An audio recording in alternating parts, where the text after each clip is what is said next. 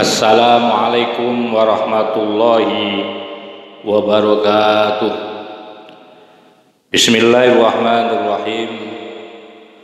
Alhamdulillahil qail nun wal qalami wa ma yasturun ma anta bi ni'mati rabbika bimajnun, amma ba'du. Qala al muallif rahimahullah ta'ala wa nafa'na bi ulumihi wa anwarihi wa asrarihi fid dharaini amin. Bismillahirrahmanirrahim. Qaumun aqamahumullahu bi khidmatihi wa qaumun ikhtassahum bi mahabbatihi. Qaumun maka adapun kaum atau komunitas aqamahum yang telah menempatkan hum kepada kaum. Siapa Allah bi khidmatihi, untuk berkhidmat kepada Allah.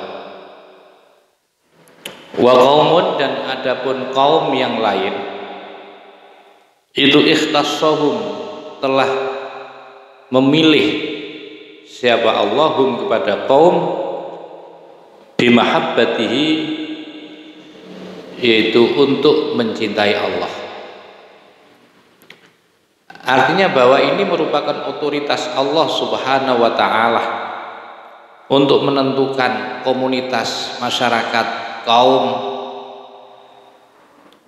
Dengan apa itu Allah menentukan? Yaitu Allah dengan menentukan masing-masing kaum itu ada yang dijadikan oleh Allah komunitas untuk berkhidmat kepada Allah. Kalau dalam bahasa keseharian kita adalah sebagai pelayan. Ibaratnya seorang hamba yang melayani kepada juragan. Apa yang menjadi keinginan, apa yang menjadi syariatnya, aturan-aturan juragan itu akan dilakukan dan dipenuhi oleh hamba yang diperuntukkan kepada Allah Subhanahu wa ta'ala. Yang satunya ada kaum, ada komunitas yang oleh Allah Subhanahu wa ta'ala dipilih secara khusus oleh Allah sebagai kekasih. Kalau namanya kekasih itu, biasanya kekasih itu tidak dipekerjakan, cukup diajak omong-omongan, cukup diperlihatkan banyak hal-hal, keistimewaan-keistimewaan, rahasia-rahasia, itu akan diungkapkan biasanya oleh juragan kepada para kekasih-kekasih, kepada orang yang memang dikasih oleh Allah Subhanahu wa ta'ala sebagai kekasih Allah Subhanahu wa ta'ala. Ya, Allah seperti halnya manusia. Ya, seperti halnya manusia kalau kita sederhanakan dalam dalam keseharian itu, ada memang komunitas orang itu kerjaannya hanya untuk berkhidmat, memenuhi apa-apa yang dibutuhkan, apa-apa yang diperintahkan oleh juragannya. Ada yang menyapu, ada yang menyiapkan kopi, ada yang memijat, kan seperti itu berkhidmat. Dan itu tentu pekerjaan itu adalah pekerjaan seorang hamba yang pada tingkatan adalah berkhidmat sebagai pelayannya juragan. Begitu juga Allah Subhanahu wa ta'ala memilih ada komunitas, ya, di mana di dalam posisi jabatannya itu sebagai hamba yang berkhidmat, yang hanya melayani saja kepada Allah Subhanahu wa ta'ala, menjalankan perintahnya, menjauhi larangannya. Dan itu dalam kelompok atau kategori sebagai kelompok yang dikategorikan ada di dalam makom syariat. Ada kelompok manusia yang hanya diajak oleh Allah itu ya asik masuk lah, diajak santai, diperlihatkan keistimewaan, diperlihatkan rahasia-rahasianya, itu hanya diberikan oleh Allah kepada para kekasih-kekasihnya, dan tidak diberikan kepada pada tingkatan yang berkhidmat sebagai pelayan. Jadi orang-orang tertentu. Dan itu semua adalah otoritas Allah. Tidak ada yang melarang, tidak ada yang bisa melarang, tidak ada yang bisa mencegahkan kehendak Allah Subhanahu wa taala. Oleh sebab itu di Al-Qur'an telah disebutkan kullan numiddu haula'i wa haula'i mir rabbika min ata'i rabbika wa ma kana ata'u rabbika mahdura. Kulan adapun setiap daripada kelompok atau firqah atau golongan itu numiddu telah kami berikan, telah kami suplai, telah kami jadikan, ya, telah kami paringi haula'i, mereka adalah kelompok orang-orang yang berkhidmat kepada Allah. Ada wahaulai dan ada kelompok yang lain itu mereka adalah orang yang dijadikan mahabbah, dijadikan kekasih oleh Allah Subhanahu wa taala. Min ata'i rabbika, dari pemberian Tuhanmu.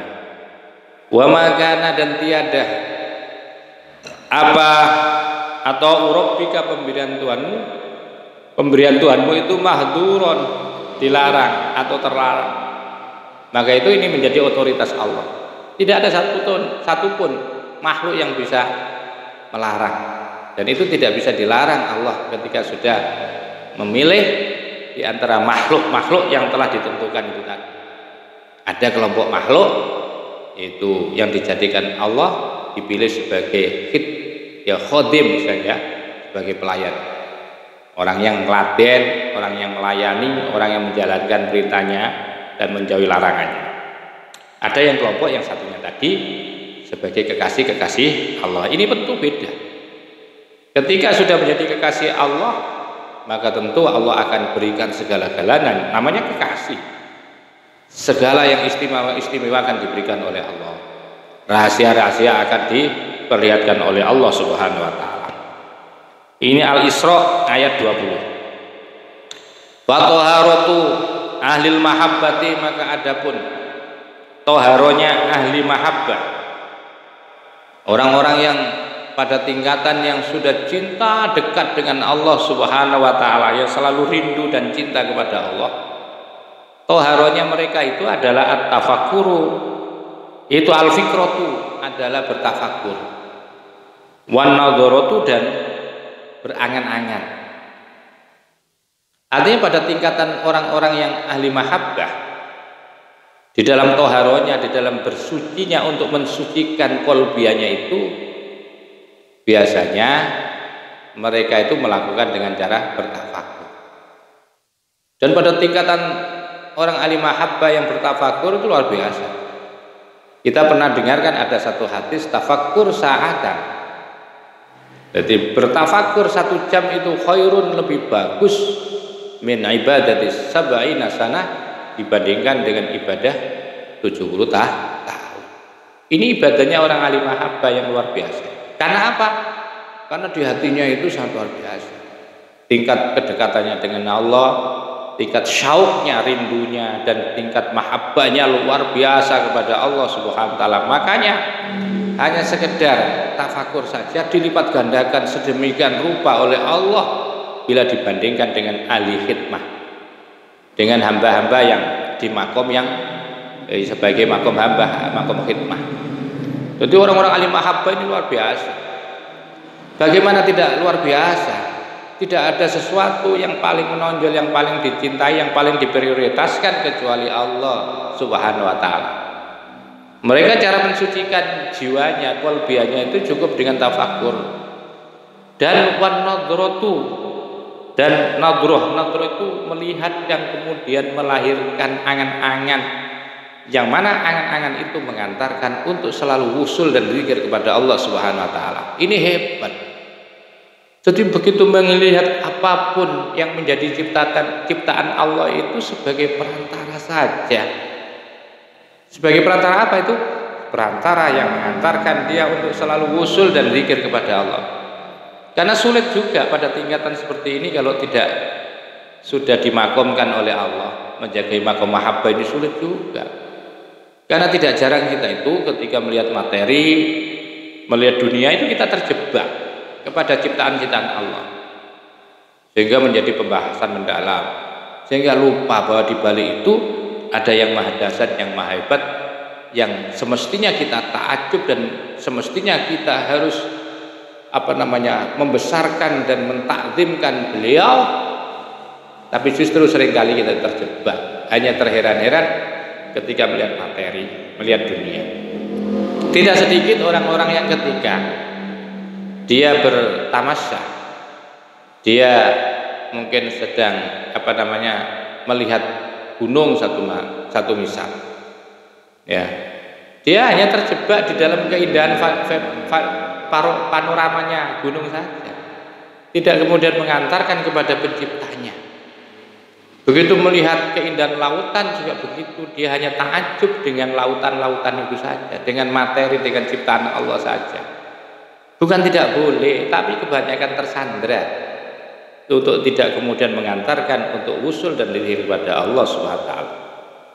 Nah, ini berbedanya dengan orang yang mahabbah. Orang mahabbah itu ketika melihat segala sesuatu yang merupakan ciptaan Allah, justru yang lebih dahulu itu yang hadir itu adalah Allahnya.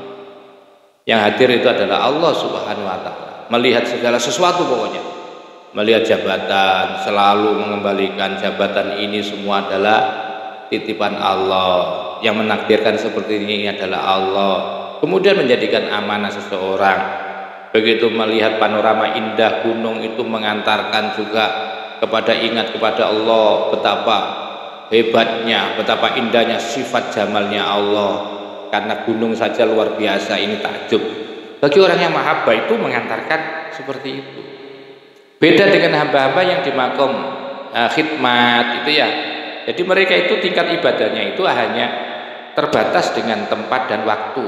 Baru dia sadar, ingat kepada Allah ketika ada di masjid. Kalau sudah turun dari masjid sudah tidak ingat. Baru kalau kumpul di pengajian baru ingat kepada Allah. Tidak dengan orang mahabbah. Orang mahabbah itu mau dimanapun dia berada, bahwa rasa cinta kepada Allah, usulnya kepada Allah itu terus menerus dia rasakan hal itu. Maka itu luar biasa pokoknya. Fatoharatu ahlil mahabbati al fikratu wan nadratu, wa toharatu ahlil khidmati. Maka adapun toharonya ahli khidmah, orang-orang yang pada makomnya berkhidmat, melayani seperti hamba yang melayani itu, tingkatannya itu adalah bil mujahadati, dengan cara mujahadah, bersemangat, berusaha maksimal, ya, berusaha maksimal bagaimana tidak salah, bagaimana bisa melaksanakan perintah Allah Subhanahu wa taala, wal mukabadati, dan melakukan mukabadah, artinya juga bersemangat, mau kesulitan, mau bersulit-sulit untuk menjalankan perintahnya Allah Subhanahu wa taala. Nah, itu biasanya baina ibadati dzahiratin, ada di antara ibadah zahir. Jadi pada tingkatan orang-orang yang ahli khidmah itu ibadahnya adalah mujahadah, bersemangat untuk bersungguh-sungguh melakukan wajahidu fi sabilillah bi amwalihim wa anfusihim.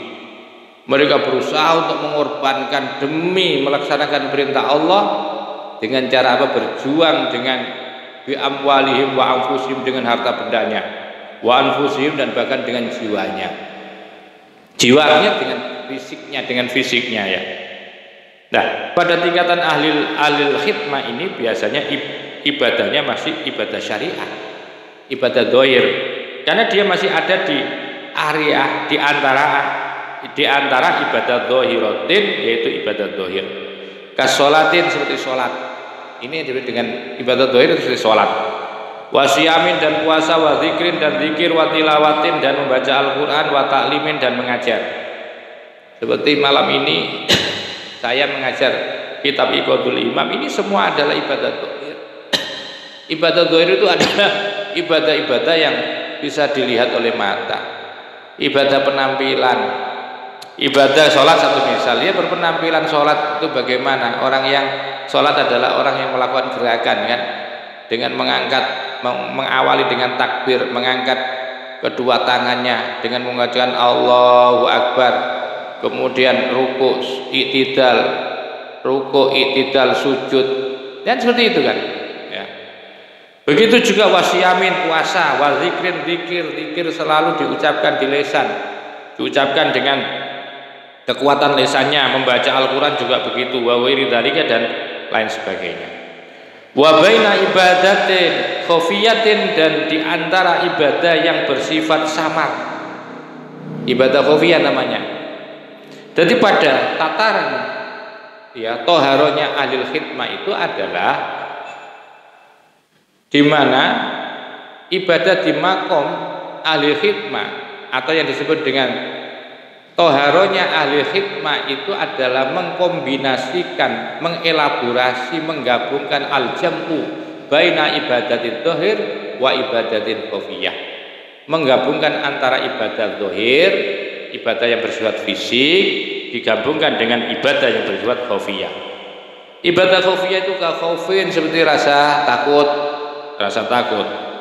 warajain, dan mengharap kepada Allah, wazudin dan zuhud, wasobrin dan sobar, wawaroin dan warok, warido dan ridho, wataslimin dan taslim, pasrah, warohmatin dan kasih sayang, wasyafakotin dan belas kasih. Ini namanya ibadah khafiyah. Nah, ibadah khafiyah itu adalah ibadah yang dilakukan oleh hati, ibadah yang tidak tampak, ibadah yang samar. Nah, pada tataran ini ya, pada tataran ibadahnya ahlul khidmah itu adalah mengkombinasikan ini antara ibadah zahir dan ibadah khafiyah, ibadah yang samar. Dan itulah cara atau toharoh bersucinya orang ahlul khidmah dalam rangka mensucikan hatinya, itu dilakukan dengan cara seperti itu, mengkombinasikan antara ibadah zahir dengan ibadah khafiyah. Wa ghairi dzalika, dan lain hal itu, mimma dari sesuatu la yadharu yang tidak tampak apa ma lilayani kepada mata atau tampak secara zahir.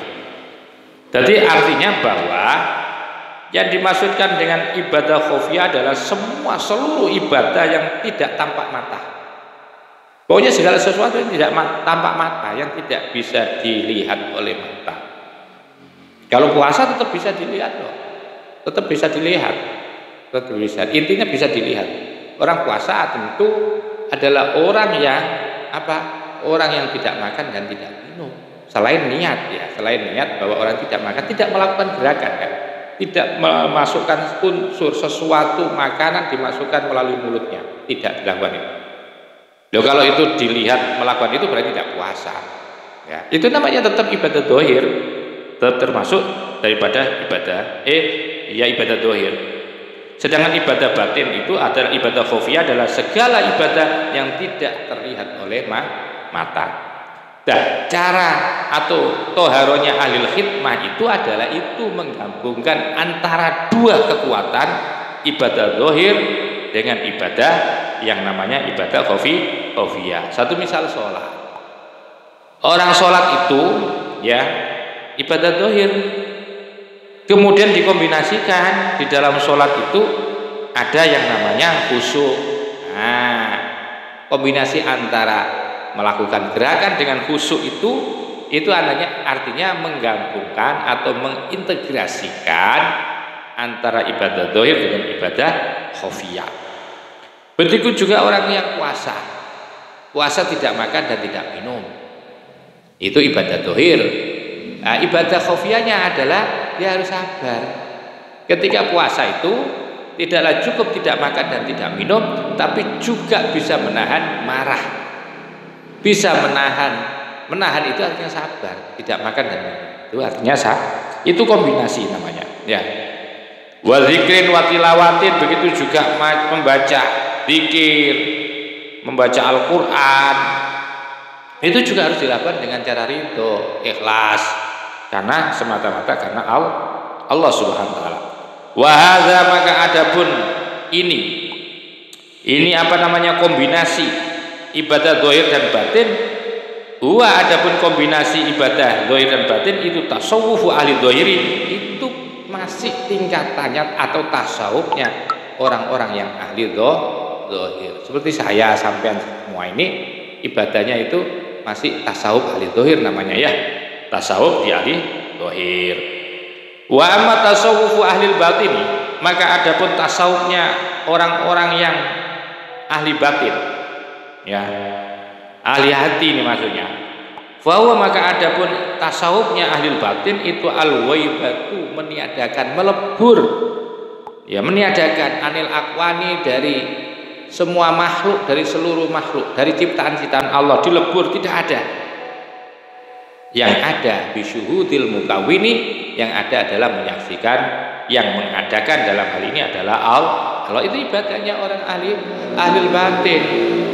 Itu yang disebut dengan tasawuf ahli batin. Itu adalah di mana seseorang bisa melebur dan meniadakan seluruh daripada ciptaan Allah, yang wujud, yang ada, yang disaksikan hanyalah Allah al-mukawin, yang mengadakan dari setiap yang ada. Jadi sesuatu yang ada ini ada yang mengadakan. Lah, orang tasawufnya orang ahli batin itu tidak melihat yang ada ini, yang diadakan oleh Allah, tetapi selalu memperhatikan dan melihat dan menyaksikan kepada yang mengadakan. Yang mengadakan. Awil ghaibatu, atau dalam kata lain bahwa tasawufnya orang ahli batin itu adalah awil ghaibatu, atau meniadakan, meleburkan anil khalqi, dari seluruh makhluk.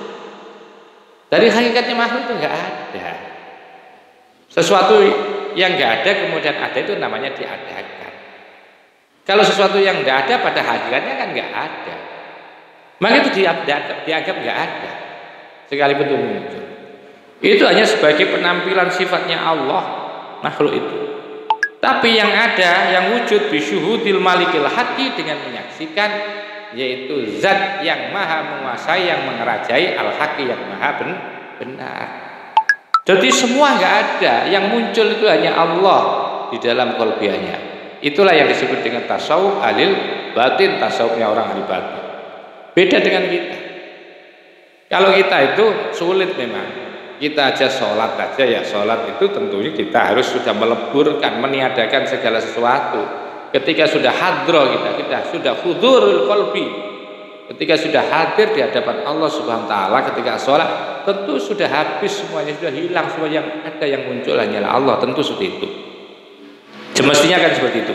Tapi tidak kan, yang muncul kadang-kadang kita sholat karena kita punya pangkat ya sebagai seorang bupati, maka masih ikut saja bupatinya pada saat sholat, masih belum juga terkubur, masih belum juga terlebur, ya, masih belum bisa menghilangkan sifat-sifat adanya sesuatu yang selain Allah Subhanahu wa ta'ala.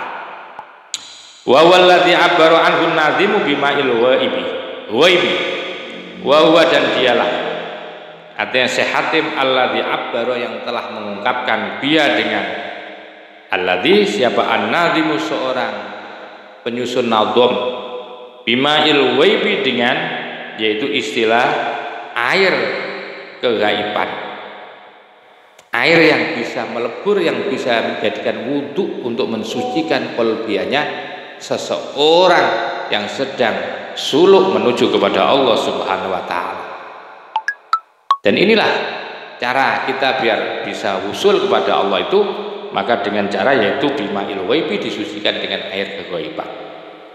Fakuluman, maka adapun setiap orang lam yudrik, yang tidak menemui siapapun dan tidak mendapati siapapun tasawufa ahlil batini, tasawuf seperti orang ahli batin.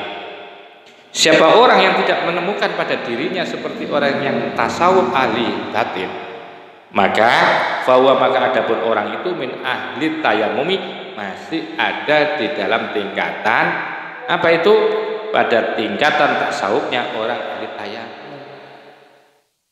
Ahli tayamum, nah, orang-orang yang sudah suluk, orang-orang yang sudah tingkatan ma'rifah hakikoh itu, mereka itu sudah menggunakan air wudhunya itu bima'il ghaibi, dengan air kegaiban.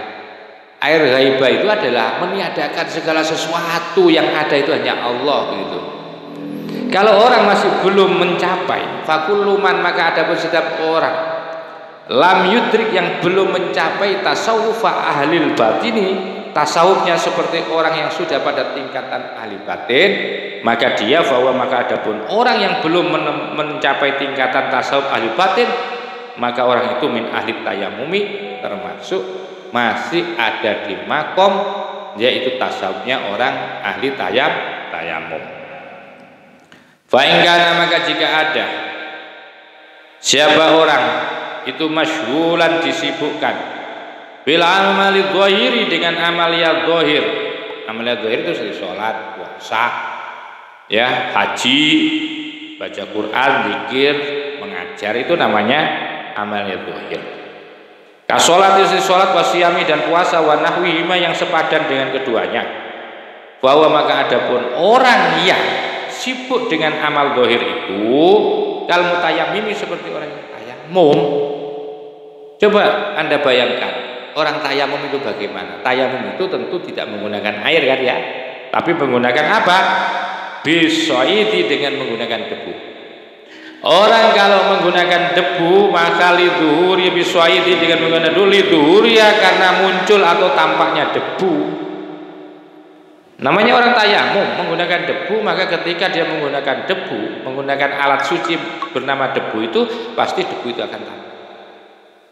Nah, tampaknya debu itu diibaratkan seperti ibadah zahir, ibadah yang masih tampak kasat mata. Orang tayamum kan juga begitu, kan gampang kan, dikenali, terlihat, ya, alat sucinya itu ya. Alat sucinya itu yang berupa debu itu terlihat dengan jelas. Kadzuhuri asari turabi, makanya seperti munculnya atau tampaknya bekas debu alal jawarih yang ada di atas anggota tubuh lah. Nah, jadi tampaknya, munculnya, ya, terangnya, adanya bekas daripada debu yang menempel di anggota tubuh itu sama dengan apa? Ibadah dohir. Jadi diibaratkan seperti orang tayamum, orang ibadah dohir seperti sholat, puasa, zikir, baca Quran, mengajar, seperti malam ini saya mengajar kitab ini namanya ibadah dohir, tampak, tidak bisa memang, tidak dilihat, tidak bisa. Maka melalui YouTube ini jelas terlihat, tidak bisa. Perkara ikhlas itu nanti di hati, ya. Tampil tidak bisa dilepaskan dari penampilan kalau namanya ibadah dohir. Dan itu diibaratkan seperti orang yang bertayamum menggunakan debu. Orang bertayamum menggunakan debu sampai kapanpun pasti terlihat yang namanya debu. Ada pengaruhnya, ada asarnya. Wa ingkana, dan jika ada siapa man itu masyhulan, disibukkan bil ibadatil khafiyati, dengan ibadah yang samar. Berbeda dengan orang yang pada tingkatan ibadah khafiyah, namanya ibadah yang samar. Disibukkan dengan ibadah yang samar, kazuhdi, seperti zuhud, wal waroi, dan waro, wa nahwihima, yang sepadan dengan keduanya, ikhlas, ridho, taslim, rahmah, syafaqah, itu namanya ibadah khafiyah yang sepadan maksudnya.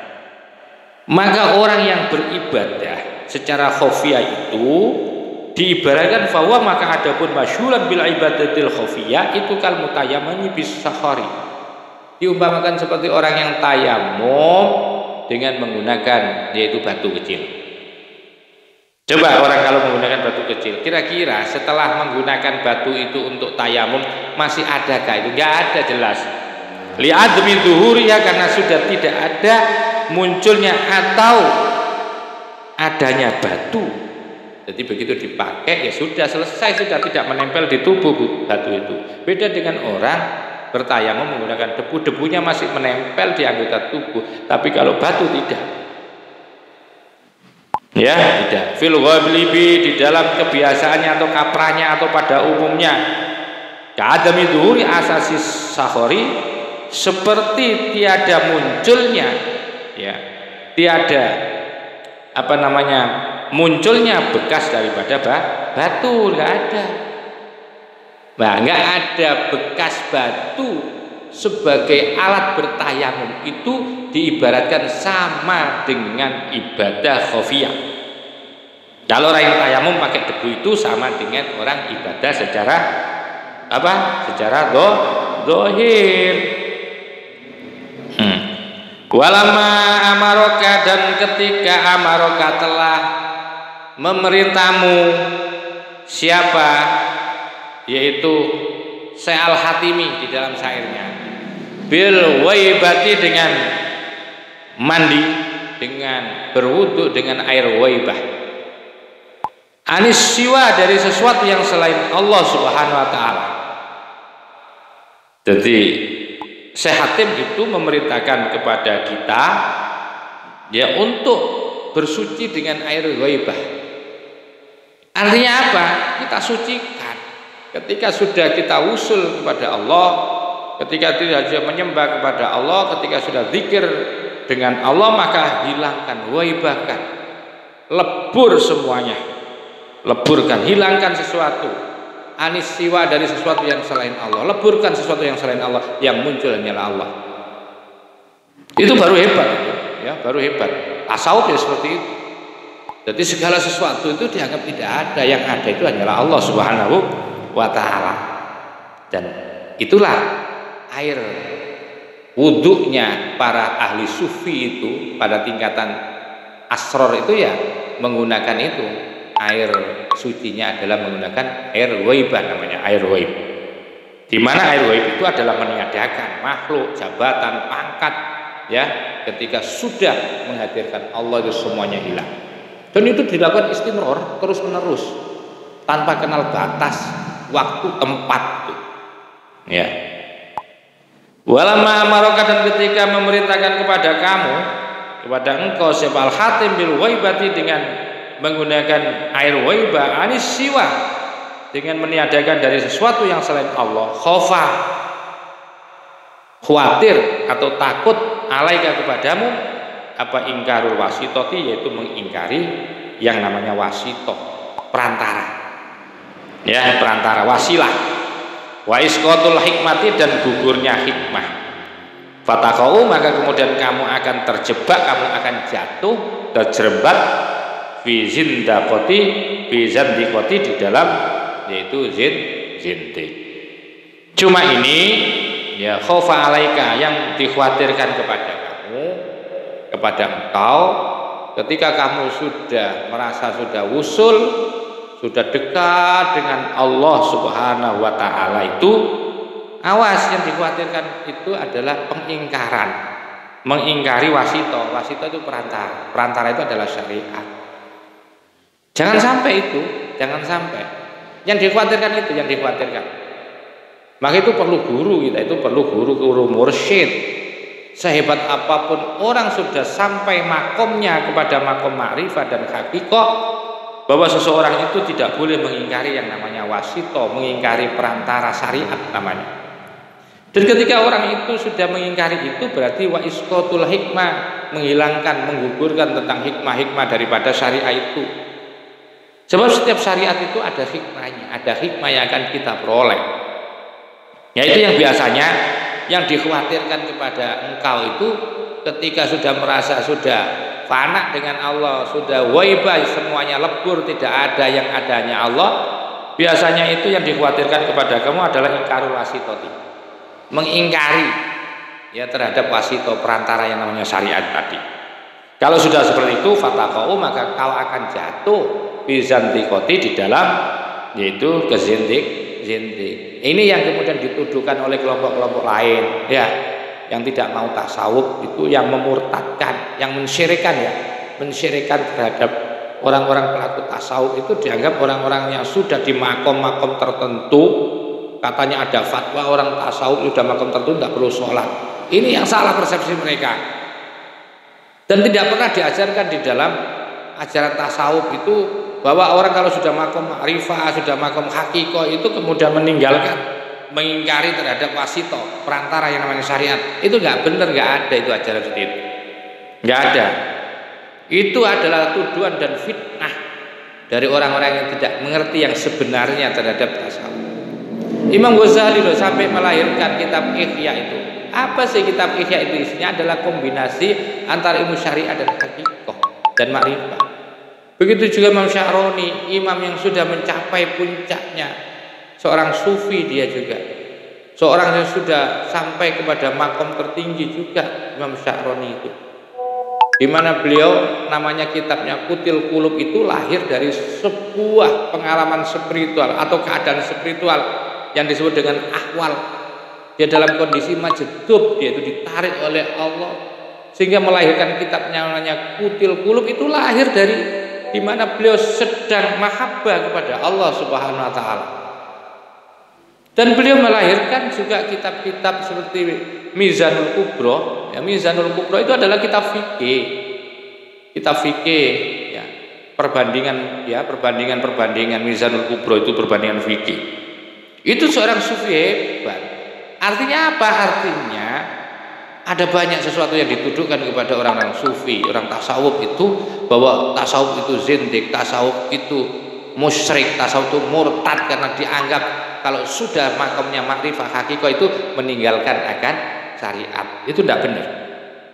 Ya memang kalau ada orang merasa dekat dengan Allah, sudah mahabbah pada Allah, sudah syauq, rindu terus hatinya kepada Allah, tapi rindu dan cintanya kepada Allah itu tidak dilaminating dengan syariah, itu namanya zindik. Ya zindik. Ada orang satu misal mengatakan saya dekat dengan Allah tapi nggak kelihatan sholat, nggak terlihat atau mengabaikan terhadap syariah, meninggalkan syariah, itu namanya zindik.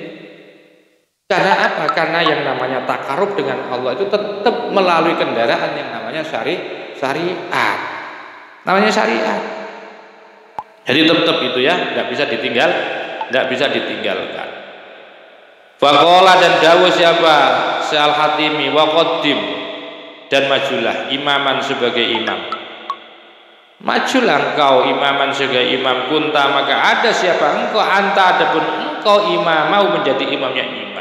Maju sebagai imam. Kalau anda sebagai imam, maka engkau menjadi imamnya imam. Wal muradu adapun yang dimaksudkan imamnya imam itu, wal muradu yang dimaksudkan bil imami dengan imam huwa adapun imam itu an-Nabi Muhammad sallallahu alaihi wasallam, Nabi Muhammad sallallahu alaihi wasallam.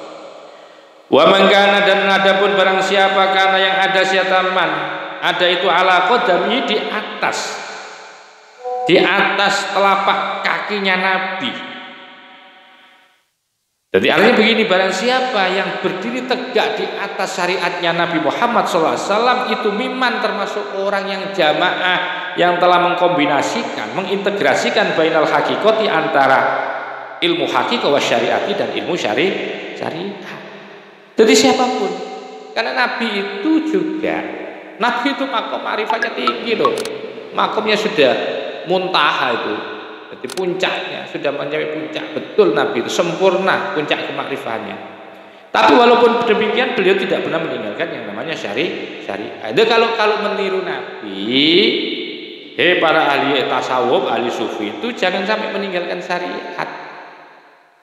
Karena barang siapa yang masih bahwa man kana, dan barang siapa yang ada di atas prinsip-prinsip prinsip-prinsip ajaran Rasulullah, orang yang masih berdiri di atas telapaknya Rasulullah, di dalam telapak itu syariatnya Nabi, itu termasuk adalah orang yang masih mengkombinasikan antara hakikah dan syariat, karena Nabi tidak pernah meninggalkan salah satunya. Fa'amaroka, maka memerintahkan kepada kamu siapa Hatim bittibai syariati, dengan mengikuti syariah al-Muhammadiyah yang berhaluan Nabi Muhammad SAW. Syariatnya Nabi harus tetap mengikuti. Sehebat apapun sampean sudah di makomnya ma'rifah hakikoh, sampean tetap harus ittiba kepada syariatnya Nabi. Fi hali waibatika, pada saat dalam keadaan meleburnya engkau atau meniadakannya engkau anis siwa, dari sesuatu yang selain Allah. Tapi tidak bisa. Jadi sampean tetap ada di koridor, ada di jalannya Nabi, ada di telapak telapak kakinya ajaran Nabi. Sekalipun sampean itu sudah hali ghaibatika, sudah sampai kepada tataran tingkat spiritual yang bisa menggaibkan, meniadakan segala sesuatu, yang muncul hanyalah Allah. Yang wujud itu hanyalah Allah, yang muncul adalah Allah. Sampean tetap harus mengikuti Nabi. Apa artinya? Artinya sampean tetap harus bersyariah, menjalankan syariatnya Nabi. Sholat ya sholat, puasa ya puasa, begitu loh maksudnya. Sehingga fayakunu ada apa dhahiruka, dhahirmu sulukan. Dhahirmu itu masih ibadah, sulukan masih menempuh perjalanan ibadah. Wa batinuka, dan adapun batinmu jadaban, dalam keadaan jadab atau menarik, ditarik oleh Allah. Hatimu sedang asyik masuk, sedang tahabbub, terjadi rasa cinta yang kuat dengan Allah hatimu, tapi tetap zahirmu tetap ada di dalam syariat. Tidak bisa orang sehebat apapun pada tataran makom tasawufnya kok kemudian meninggalkan syariat, itu gak benar. Karena itu sama dengan orang yang tidak mengikuti atau tidak ittiba kepada Kanjeng Rasul SAW. Zahiruka, adapun zahirmu ma'al hikmati, bersama hikmah. Zahirmu itu masih penuh dengan hikmah. Wa batinuka, dan adapun batinmu ma'al kudrati, ada digenggam bersama kudratnya Allah Subhanahu wa taala. Oleh sebab itu wala buddha, maka tidak bisa, tidak, artinya wajib, antak tadi engkau mengikuti bi imamin kamilin, dengan tokoh atau pemimpin yang sempurna. Salaka, yang mengantarkan siapa imam kamil, at-thariqata menuju kepada jalan yang menuju kepada Allah Subhanahu wa taala. Oleh sebab itu tidak bisa ditinggalkan. Kita semua itu tidak cukup belajar tasawuf. Ya, kalau belajar ilmu ya cukup lah, kalau hanya sekedar. Tapi kalau pelaku tasawuf itu tidak bisa cukup dengan kitab ini. Tidak bisa, harus punya guru, harus punya mursyid. Karena boleh jadi kalau itu nanti, kalau sampean atas dasar kitab tok tanpa digurukan, itu bisa saja sampean itu gampang tergoda. Tergoda oleh apa? Itu tergoda oleh perjalanan Anda yang Anda anggap di situ adalah cahaya kebenaran dari Allah, ternyata itu dibuat oleh setan. Kita akan ingat ceritanya si Abdul Qadir Jilani, di mana beliau telah melakukan riyadhah ya selama 40 hari, 40 malam, 40 hari. Dia pada ending terakhir, di malam terakhir, maka kemudian muncul cahaya besar telah menerangi di mihrabnya. Lah ini kan bahaya, kalau orang yang nggak paham dikira itu malaikat. Di dalam daunnya cahaya itu begini katanya, abah tu lakal muharram ya qadir. Bayangkan, abahku telah aku perbolehkan, ya, lakal muharram, laka bagimu al muharram, sesuatu yang diharamkan sekarang boleh. Kamu boleh minum, kamu boleh jadi judi, kamu boleh zina. Itu ibaratnya kalau diterjemahkan, Qadir sekarang kamu bebas, tidak sholat nggak apa-apa. Lah ini kalau tidak punya guru kan bahaya. Itu dianggap bahwa cahaya putih itu merupakan cahaya kebenaran, dibawa kemudian ke ruang publik. Apa yang terjadi? Wah, itu sufi, itu sesat, itu menyesatkan. Betul kalau seperti itu. Makanya sehebat apapun kita itu ilmu tasawufnya, tapi ketika Anda suluk menjalani perjalanan tasawuf, nggak bisa dengan kitab. Anda harus punya guru. Karena nanti gampang dipengaruhi, gampang didistorsikan, gampang diselewengkan oleh kelompok-kelompok makhluk halus itu. Ya, setan jin itu selalu mereka siap untuk apa? Menyesatkan kita kalau tanpa guru. Maka itu wajib antak tadi yang kau ikut bi imamin kamilin, dengan seorang imam yang sempurna. Salaka, yang menuntun siapa imam kamil at-thariqata, kepada jalan. Ketika Anda mau suluk jalan perjalanan tasawuf itu harus punya guru. Alayati syaihin kamilin, melalui yaitu petunjuk atau tangan seorang guru yang sempurna. Jadi kamu harus mengikuti pemimpin yang sempurna yang mengantarkan kamu, di mana pemimpin yang mengantar kamu itu juga apa? Di bawah kuasa daripada guru yang sempurna.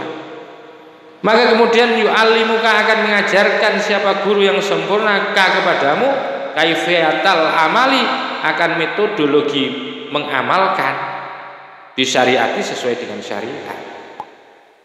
Jadi nanti akan dijelaskan wiridnya berapa, zikirnya berapa, sesuai dengan syariat apa enggak. Itu menjadi pertimbangan seperti itu.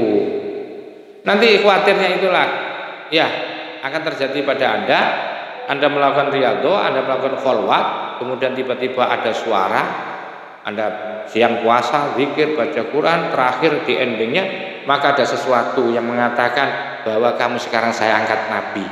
Wah, ini kalau tidak punya guru kan bahaya ini. Engkau bisa tersesat. Maka butuh penting guru. Berapa takarannya kita berzikir?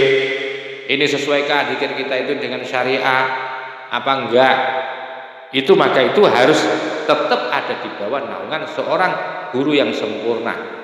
Guru yang sudah pengalaman maksudnya. Sehingga wayadulluka dan menunjukkan siapa guru yang sempurna alal hakikati, yaitu menuju kepada hakikah kebenaran. Wa illa kalau tidak kamu gurukan. Kalau kamu tidak punya mursyid, ya, maka maka kamu masih tertinggal. Masa kamu masih ya berada maridun dalam keadaan sakit alat dawami sepanjang masa. Kalau kamu tidak berusaha keluar untuk mencari guru thariqah, guru mursyid, maka kamu akan sakit selamanya. Tastamilu khali, mempergunakan kamu toharatul mardho, yaitu sesucinya orang-orang yang sakit alat dawami sepanjang masa. Kalau kamu tidak punya tidak punya guru mursyid thariqahmu itu, maka kamu nanti bahayanya kamu akan masih tetap sakit sepanjang. Kalau sudah seperti itu, kamu tidak mencapai akan bisa masuk ke dunia tasawuf. Untuk bisa mentasfiyatil qulub itu sulit karena kamu itu tidak di level wudhu dengan menggunakan ma'ul ghaib, masih belum bisa menggaibkan, meniadakan segala sesuatu yang adanya Allah, belum sampai kamu itu. Kalau selama kamu belum sampai itu, maka kamu masih menggunakan tastakmilu, menggunakan engkau toharatul mardho seperti bersucinya orang-orang yang sakit alat dawami sepanjang masa. Artinya kamu masih di tingkatan dohir saja, tidak bisa masuk sampai ke ranah tasawuf, menuju ke tahapan-tahapan makom kamu tidak akan bisa sampai. Wanzur, dan perhatikan qaulal Qurafi, akan pendapatnya Imam Qurafi radhiyallahu anhu. Radhiyallahu, mudah-mudahan meridai siapa Allah anhu kepada Imam Qurafi. Lama sakoto, ketika jatuh terputus siapa Imam Qurafi ala syaihi tarbiyati, ya, atas bimbingan guru at-tarbiyah yang mendidik. Qala, berkata siapa Syekh Qurafi, tayammamta, kamu bertayamum, biswaidi, dengan menggunakan debu, zamanan, yaitu zamanan dengan sebuah waktu, zamanan pada suatu waktu, zamanan di dalam zaman, di dalam waktu. Wal'ana, dan adapun sekarang, sakottah, kamu terputus alal ma'i, atas air ghaibnya tadi. Kamu tayamum, katanya Imam Qurafi, tayamum kamu ya dengan debu sepanjang masa, dan sekarang kamu telah terputus kalau gitu. Karena kamu masih tingkatan tayamum, berarti kamu itu terputus dari apa? Menggunakan air ghaib.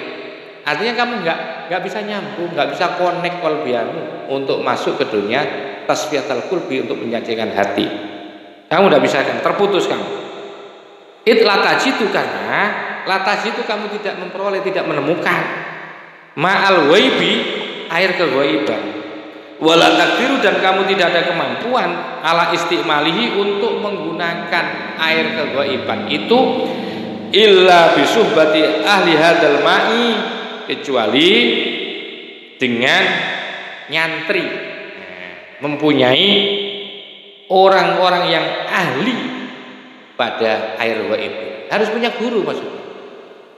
Jadi ketika kamu itu terputus dari air, tidak bisa wudhu menggunakan air ghaib tadi, artinya kamu itu terputus, tidak bisa menggunakan itu, maka ada cara-cara yang bisa menyambungkan kamu itu dengan cara apa itu? Dengan cara berguru. Mungkin pada tataran kamu sebelumnya ya, sebelumnya kok tidak bisa nyambung karena hanya belajar di kitab ini tasawuf. Tapi ketika Anda punya guru, nanti berkumpul dengan orang ahli hadzal ma'na, maka insya Allah kamu nanti akan bisa sampai kepada apa?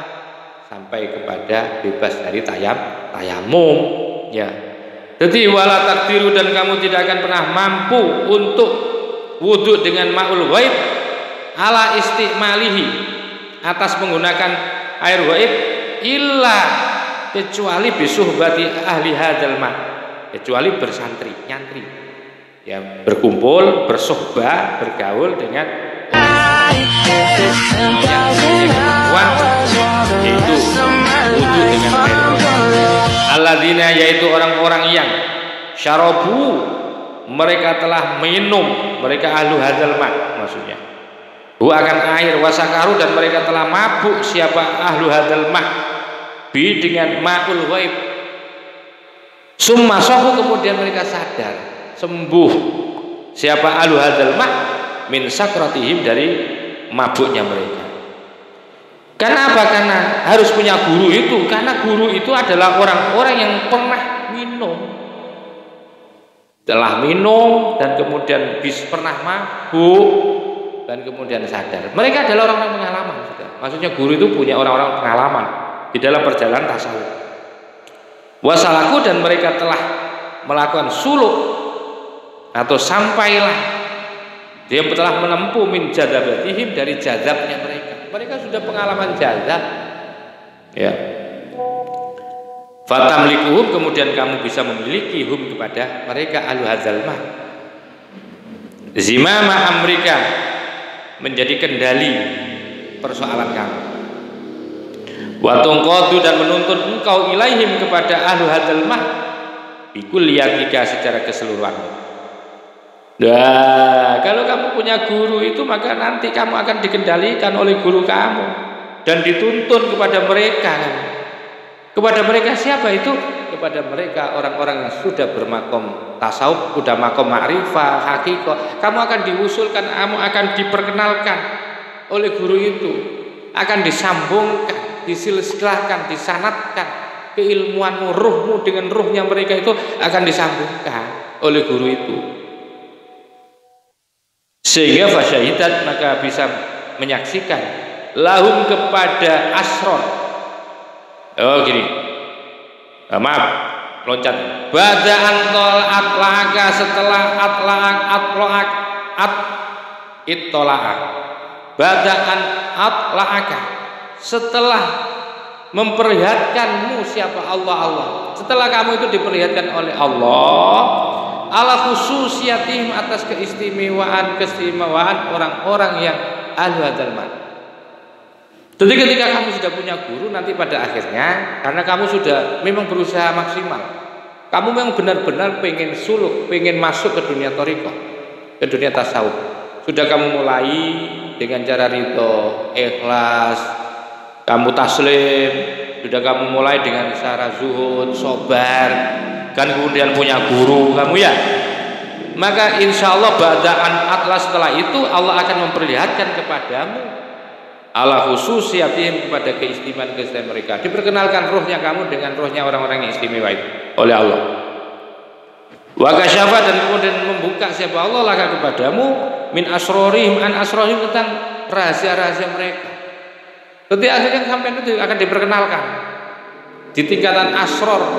Jadi hati yang paling dalamnya, tingkatan para aulia itu sampai nanti akan diperkenalkan satu persatu. Ini wali kutub, ini wali majdub, ini wali abdal. Ini akan diperkenalkan sampai itu oleh Allah Subhanahu wa taala. Ya, baka syafa, dan akan membuka siapa Allah laka kepadamu an asrorihim, tentang asror atau rahasia-rahasia hati mereka. Wasyahidat, maka menyaksikan lahum, kepada mereka apa ruhuka, rohmu itu artinya bisa menyaksikan mereka bitakdim lebih dulu. Jadi sebelum diperkenalkan itu, ya, yang penting kamu punya guru, yang penting kamu punya guru mursyid, ya. nanti dengan sendirinya rohmu akan menyambung lebih dulu dengan mereka. Wasirruka, sedangkan sirmu, ya, sedangkan sirmu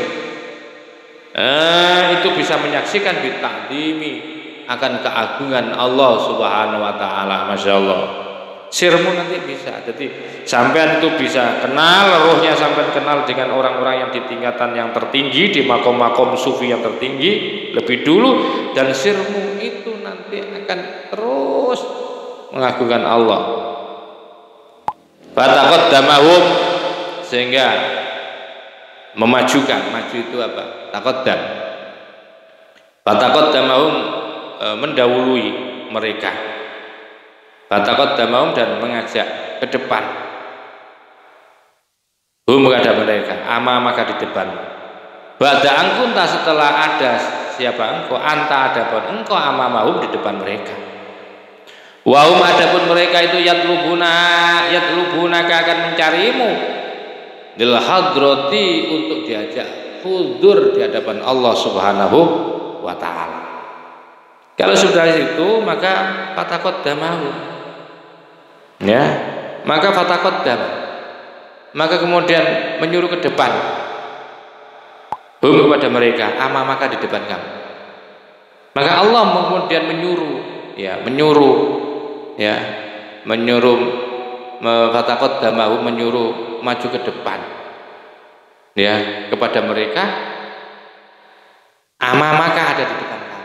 Jadi akhirnya asror, rahasia-rahasia, makom-makom rahasia, orang-orang yang di makom ma'rifah itu akhirnya maju ada di depannya kamu. Ba'da angkunta anta amamahum, setelah ada siapa engkau ada di depan mereka. Wahum, maka kemudian mereka, orang-orang yang tingkatan asrornya sudah tinggi itu, yatlubunaka, akan menyuruh kamu lil hadrati, untuk diajak hadir di hadapan Allah Subhanahu wa taala.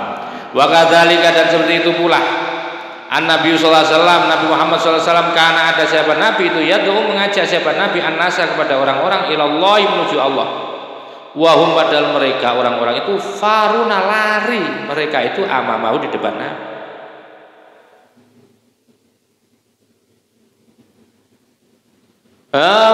Wahum, adapun mereka itu faruna, padahal mereka itu lari, amamahu, di depannya. Falamma arafu, ketika mereka mengenal, di depannya Allah. Falamma arafu, maka ketika mereka mengenal siapa orang al-haqqa, akan Allah yang hak, qaddamuhu, mereka saling maju, mereka mendahului huwa, akan Nabi, amamahum, di depan mereka.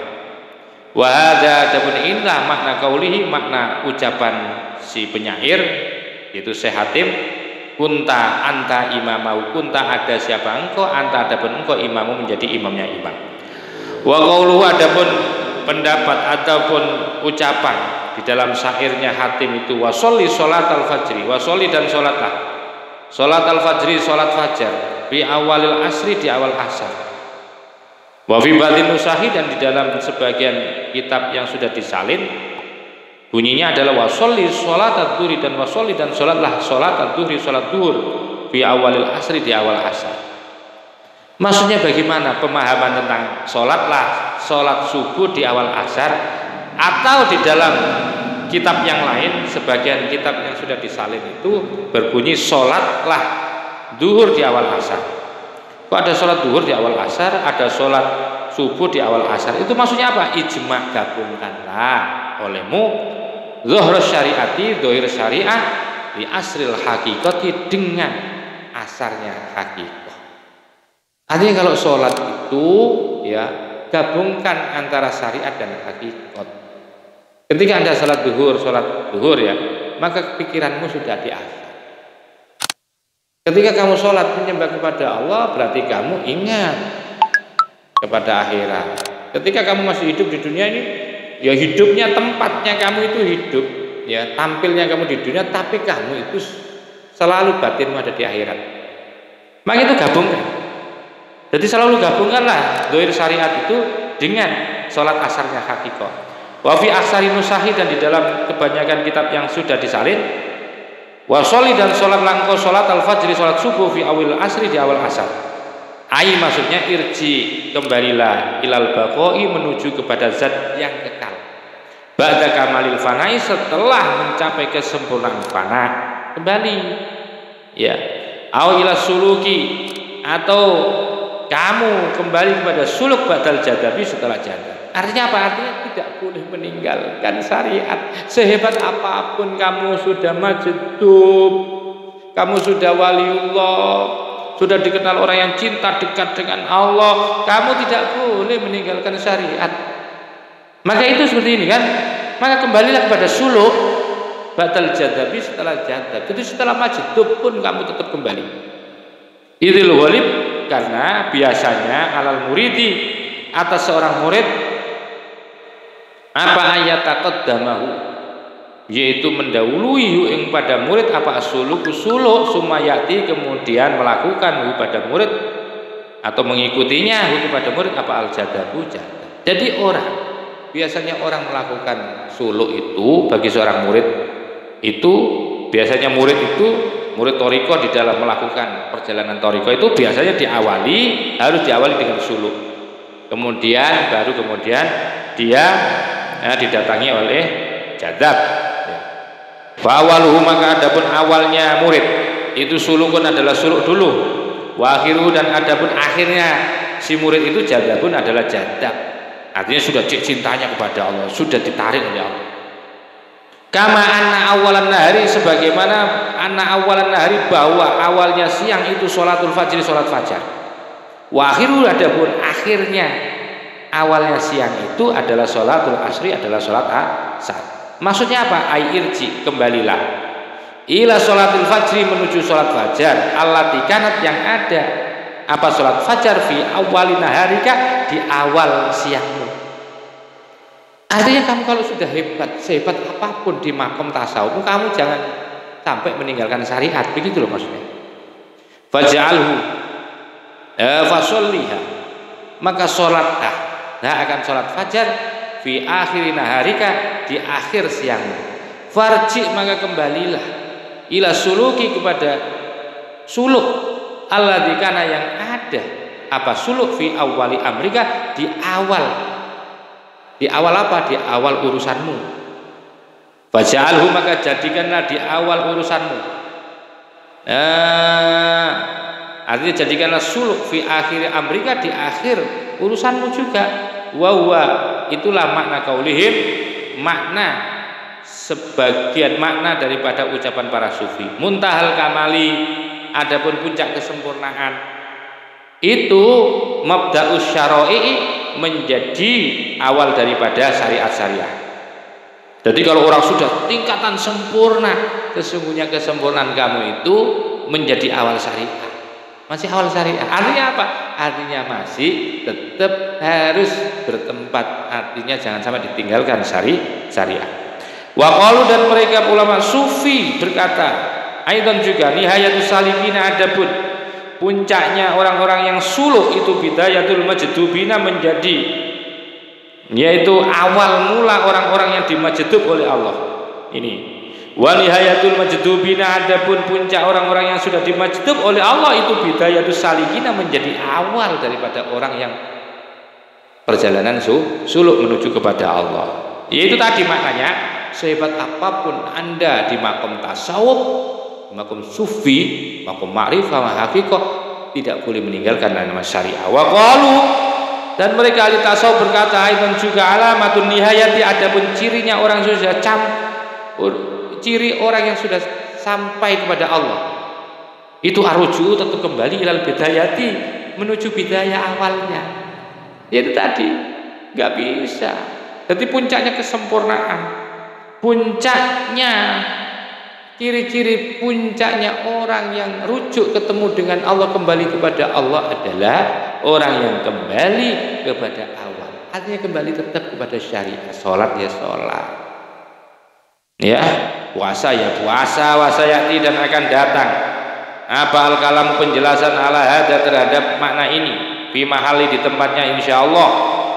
Wa qulu, adapun ucapan al-hatim, fahadyu, maka adapun mengigau, bicara yang tidak karu-karuan, yang tidak ada terstruktur, Itu menjadi sholatul arifina, menjadi sholatnya orang-orang alim ma'rifah.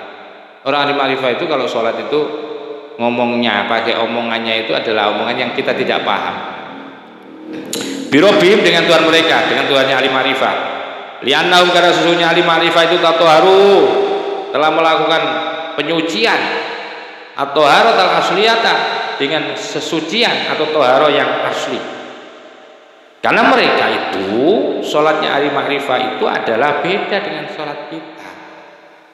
Ya tentu memang orang ahli ma'rifah ada punya dua sholat. Ada sholat yang dibatasi waktu, ada sholat yang tidak dibatasi waktu. Sementara kita itu kalau sholat itu selalu hanya di dalam batas-batas waktu dan tempat. Ya, kalau ahli ma'rifah tidak.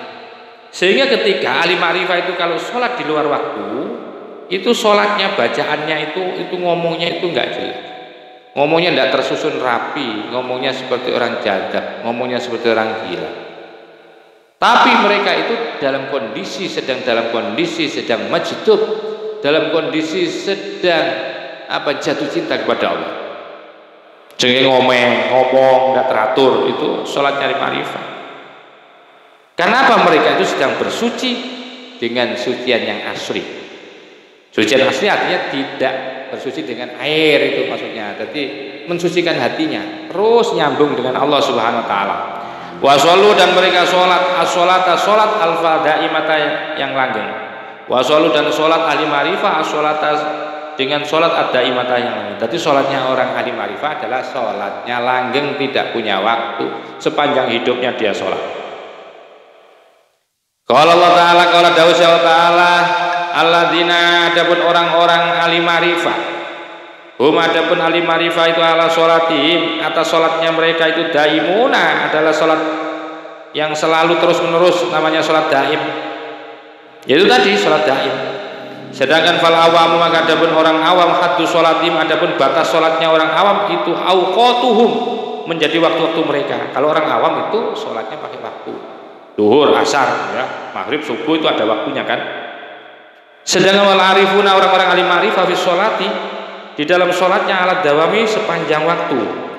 Kila ditanya libadim, kepada sebagian alim ma'rifah, hal lil qulubi sholatun, apakah itu lil qulubi, yaitu bagi hatinya orang alim ma'rifah, sholatun sholat, apakah hatinya orang ma'rifah itu sholat? Faqala, maka jawab nam, iya. Gimana sholatnya? Idza sajada, apabila sujud ahli ma'rifah, layar fau, tidak mengangkat roksahu, kepalanya, abadan, selama-lamanya. Ya enggak mengangkat leh. Wong itu bukan sholat yang dibatasi waktu. Sholatnya orang ma'rifah adalah sholat hadroh yang nyambung terus kepada Allah Subhanahu wa taala. Ai, maksudnya idza sajadat, apabila sujud ruhnya ahli ma'rifah, lihaibatil jalalati, karena kehebatan, keagungan Allah, wal jamali, dan keindahan Allah.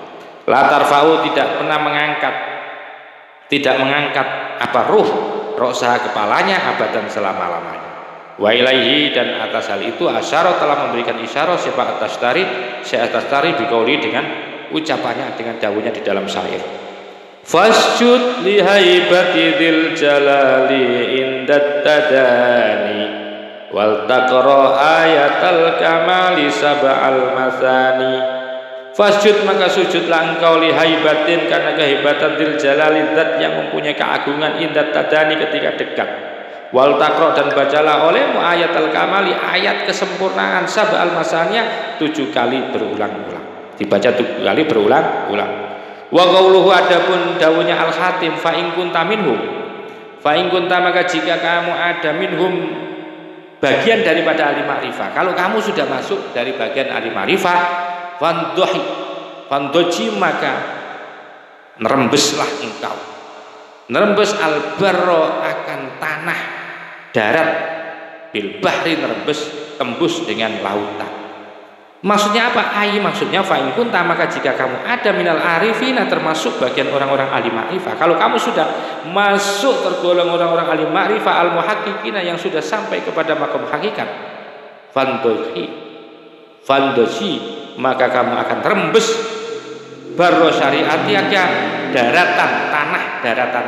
tanah atau daratan syariatmu, nerembes bibahri hakikotika, dengan ketemu lautan hakikatmu, bihaisu tarisu, ketika engkau tarisu nyiprati, meneteskan kau ala syariatika atas syariatmu, min bahri hakikatika yang bersumber dari lautan hakikatmu, hatta tagmaroha sehingga merata sehingga memenuhi apa hakikat akan syariat, wa taghtiyah dan akan menutupi akan hakikat akan syariat. Kalau seperti itu fatasiru maka jadilah apa al syariatu syariat jadi ainal hakikati menjadi inti hakikat. Begitu jika wal hakikatu adapun hakikat itu ainu syariati menjadi inti syariat.